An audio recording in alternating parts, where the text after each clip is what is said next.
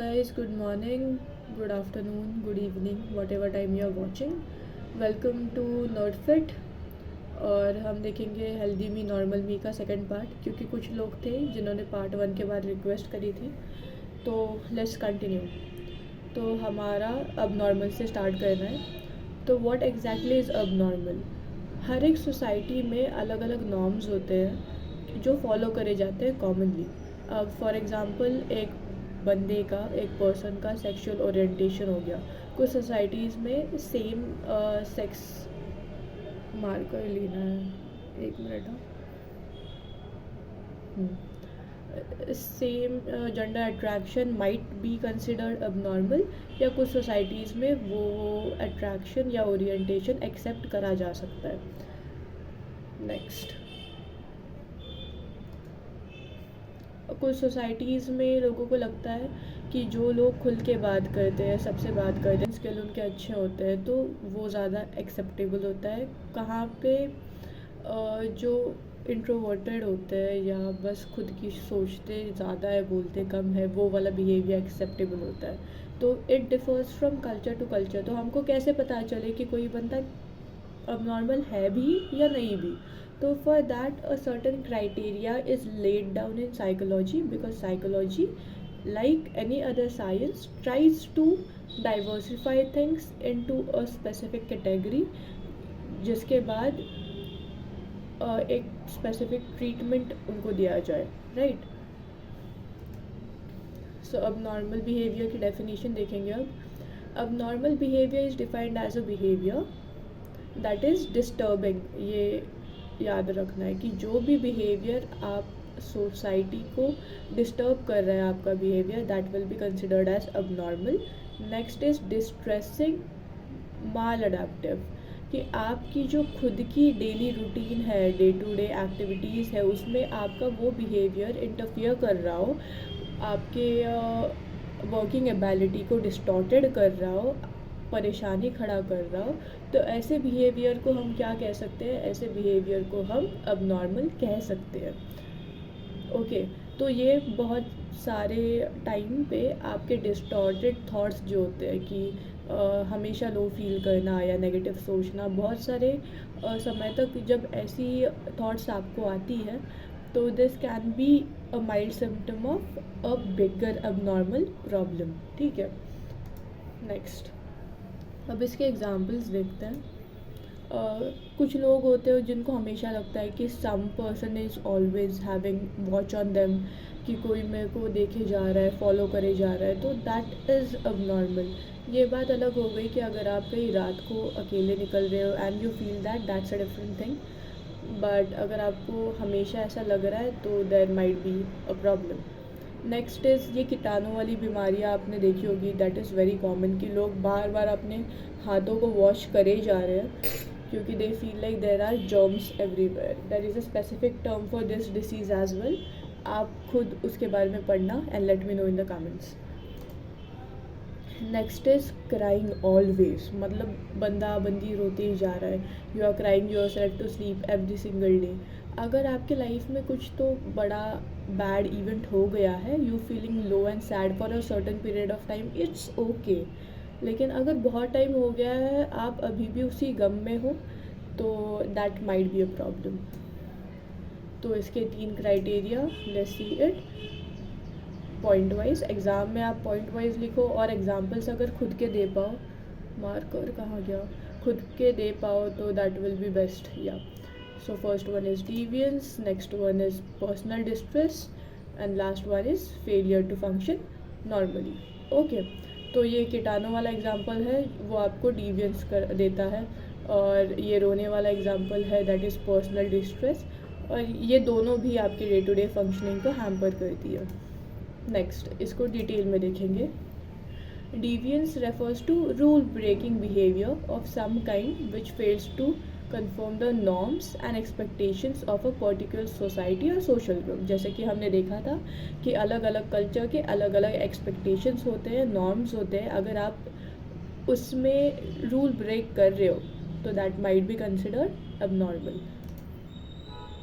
जैसे देखो, बहुत सारे लोग रोज़ नहीं नहाते हैं, तो if you are not bathing or having a shower for like 1 or 2 days, Sunday को स्किप करना is like okay, but if you are doing that like 3 से 4 दिन पर हफ्ते अगर आप नहीं नहा रहे हो, then I don't know what we can say that. Okay, तो ये अलग अलग डांसेस हो गए. अगर लोग सिटी में ऐसे कपड़े पहनना स्टार्ट कर दे, दैट माइट बी कंसिडर्ड अब नॉर्मल. तो I hope you are understanding कि हर एक सोसाइटीज़ के अलग अलग बाउंड्रीज़ होते हैं, तो उस बाउंड्री में रह के आप जो रूल्स एंड रेगुलेशंस फॉलो करते हो, दैट इज़ कंसिडर्ड नॉर्मल. चलो next, personal distress. Personal distress की डेफिनेशन है, refers to subjective feeling of individual. आप खुद ही फील कर पाते हो in response to person and event creating extreme discomfort. मतलब आपको ऐसा कुछ फील हो रहा है या इतना अनकंफर्टेबल फील हो रहा है कि आप अपनी day to day life hamper कर रहे हो. फॉर एग्ज़ाम्पल किसी क्लोज वन की डेथ हो जाना. नेक्स्ट एग्ज़ाम्पल, डिप्रेशन में जाना, हमेशा ये सोचना कि I am unimportant, I am unwanted. मतलब कुछ लोग होते हैं ना, वो कितना भी काम कर ले, they always feel like they are not enough, they are useless, they are inferior, broking, unlovable, 50 चीज़ें. कभी कभार फील करना ठीक है, लेकिन हर रोज़ आप इस साइकिल में अगर अटक जाओगे ना, तो कोई दूसरा काम आपसे नहीं हो पाएगा. तो for anyone who is in this cycle, this is very common for teenagers and I want to say that hey you can do it. चलो next is impaired functioning. This abnormality means that people cannot fulfill appropriate and expected roles in family, social and work related situation. कि family को एक साथ रखना या socially inactive होना, work में तनाव फील करना, तो ऐसी सारी चीज़ें हो सकती है. आपकी स्लीप इम्पेयरमेंट हो जाती है, आपको सोशल गैदरिंग्स में जाना उतना पसंद नहीं होता है, आप अवॉइड करते हो, एक्सकेप करते हो. तो that is your impaired function. अब हमने देख लिया कि अबनॉर्मलिटी क्या है, ये भी देखना ज़रूरी है कि अबनॉर्मलिटी क्यों होती है. Okay, first cause like psychology में देर आर 7 पर्सपेक्टिव्स कि 7 अलग अलग एंगल्स से हम देखते हैं कि ऐसा क्यों हो सकता है. तो पहला पर्सपेक्टिव है बायोलॉजिकल, कि केमिकल इम्बैलेंस है जो मेडिसिन से ठीक हो सकता है. ऐसा कौन कहते हैं? साइकोलॉजिस्ट कहते हैं, जो बायोलॉजिकल पर्सपेक्टिव में बिलीव करते हैं. Next is socio cultural perspective, कि जो हाई स्टैंडर्ड्स हो गए. अब वेस्टर्न कंट्रीज़ में देखो, एक स्लिम फिगर को ज़्यादा इम्पोर्टेंस दिया जाता है या कलर को ज़्यादा इम्पोर्टेंस दिया जाता है. तो ये सारी चीज़ें कहीं ना कहीं एक इंसान को अनडिज़ायरेबल या अनअचीवेबल टारगेट्स फोर्स करता है करने के लिए. तो that might cause certain kind of mental stress in that person. Fair and lovely देख लो, अभी it is glow and lovely, but ये सारा उसी बेसिस पे है. बिहेवियर पर्सपेक्टिव होता है कि लर्निंग और कंडीशनिंग में कुछ तो गड़बड़ हो गया जब बच्चे थे. और ये कंडीशनिंग क्या होता है कि अगर आप एक बिहेवियर करते हो और उसके लिए आपको रीइंफोर्समेंट या अच्छी रीइंफोर्समेंट मिलती है, तो वो बिहेवियर रिपीट होता है. और आप फॉर एग्ज़ाम्पल, आपने एक टेस्ट दिया, आपको अच्छे मार्क्स मिले, आप घर आए, आपकी मम्मा ने आपको मिठाई बना के खिला दी. आपको 0 मिले, आप घर आए, आपने 4 मार खाए. तो बच्चे के दिमाग में क्या इम्प्रिंट होगा कि यार अच्छे मार्क्स लाए तो अच्छी चीज़ मिलेगी, बुरे मार्क्स लाए तो फटके मिलेंगे. तो that is how reinforcement and punishment works. और यही हमारे बिहेवियर और हैबिट्स को शेप करता है. तो यहाँ पे अगर गड़बड़ हो गई तो लग गए लाइफ के. नेक्स्ट क्या है ये? ओके, इवोल्यूशनरी पर्सपेक्टिव, कि ब्रेन जो है वो सर्वाइवल और रिप्रोडक्शन के लिए हमारे अंदर कुछ चेंजेस करता रहता है. तो व्हाट माइट बी अब नॉर्मल एट सम टाइम, वो बाद में जाके नॉर्मल हो जाएगा. नेक्स्ट इज़ ह्यूमनिस्टिक पर्सपेक्टिव कि ह्यूमन को ग्रो चेंज और डेवलप करना पसंद है। ये देखो फॉर एग्जांपल, हम जो पहले थे हम झोपड़ियों में रहते थे, केव्स में रहते थे, नेचर में रहते थे, अब हम बिल्डिंग्स में रहते हैं। तो उस टाइम पे जो नॉर्मल था वो इस टाइम पे अब नॉर्मल है। आपको अभी कोई दिखा है except for the tribal people जो एक्चुअल में गुफा में रहता हो, जिसके पास फ़ोन ना हो, जिसके पास टेक्नोलॉजी ना हो। So this conditions change from time to time. Next is psychoanalytical perspective, that is the role of unconscious mind and childhood experiences.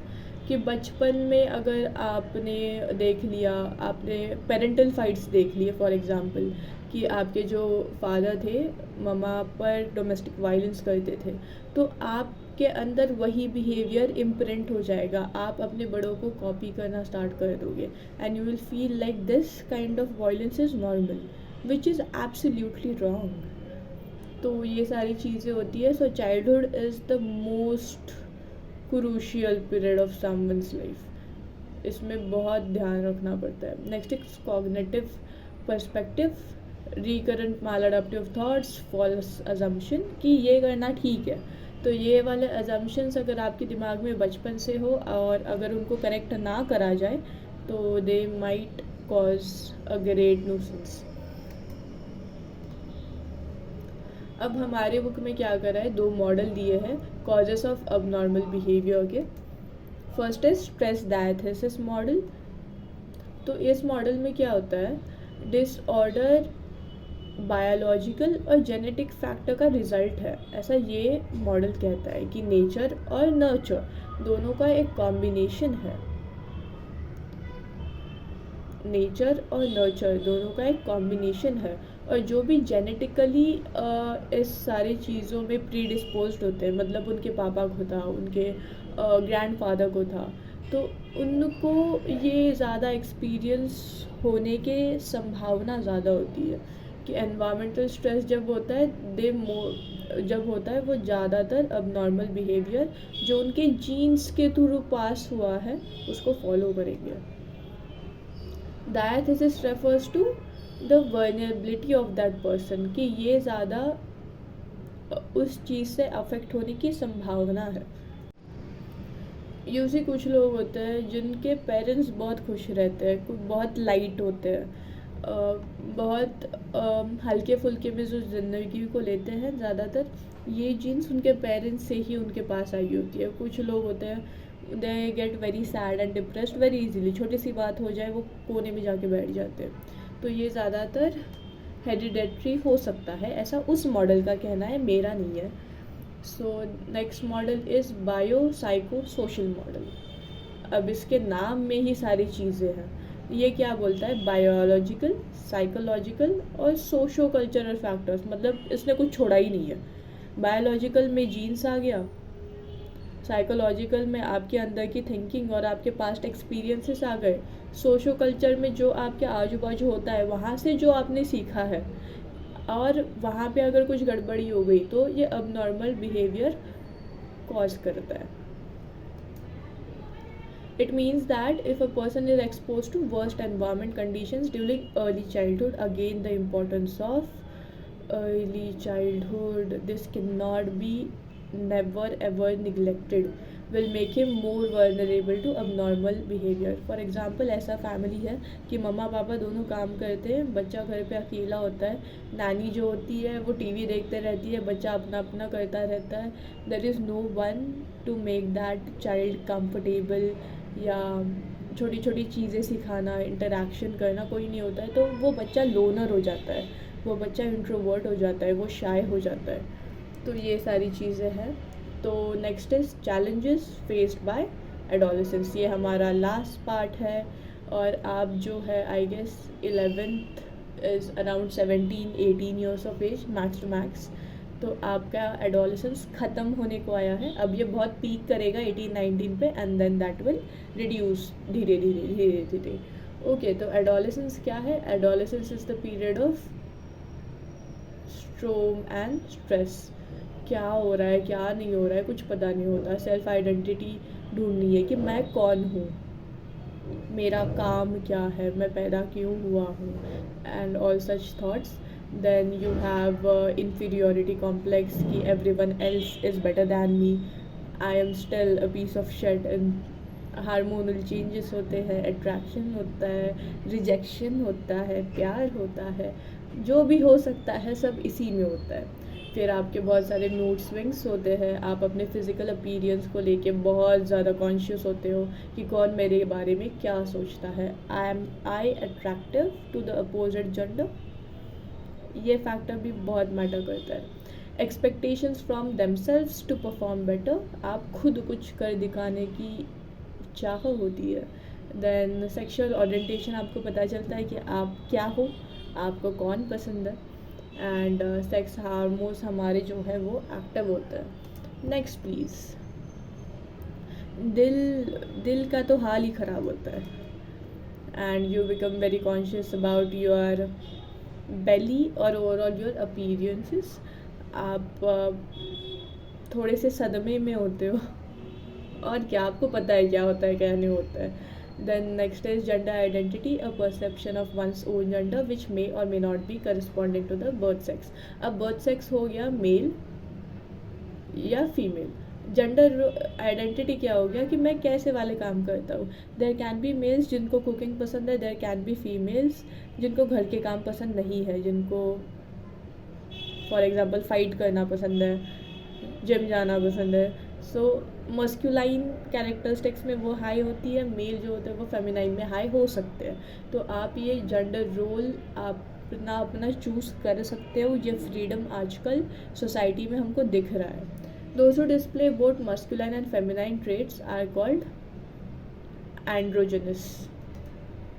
Bullying, तो बुलिंग क्या है, खुद के अंदर की जो कमियां है वो एग्रेशन में जब निकालता है एक बंदा दूसरे बंदे में अपनी दादागिरी दिखाने के लिए, to only self guard their own fake वाला सेल्फ इस्टीम कि हाँ मैं कुछ तो हूँ. तो दैट इज़ बुलिंग. हो गया, ख़त्म, चैप्टर ख़त्म हो गया. That's it. Thank you and have a good day. और अगर आपको बाकी के चैप्टर्स की वीडियो चाहिए तो लेट मी नो, क्योंकि ये वाला स्टडी वाला सेगमेंट कोई देख नहीं रहा था तो मैंने वीडियो उतनी बनाना बंद कर दिया टिल अ सर्टेन एक्सटेंट. लेकिन अगर डिमांड है तो सप्लाई भी होगी. That is the rule of economics. That's it guys. Thank you. Bye bye.